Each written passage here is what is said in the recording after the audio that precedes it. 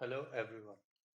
Do you have Grandstream GXP16 series of IP phones and same account is showing on both the line keys and you want to solve it as shown in the picture? You can see the image.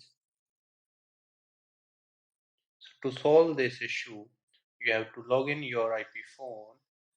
After login, you have to go to the settings option and there navigate to programmable keys and again select programmable keys.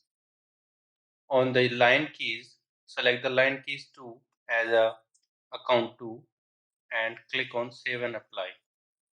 Now you can see your phone account is changed to proper way.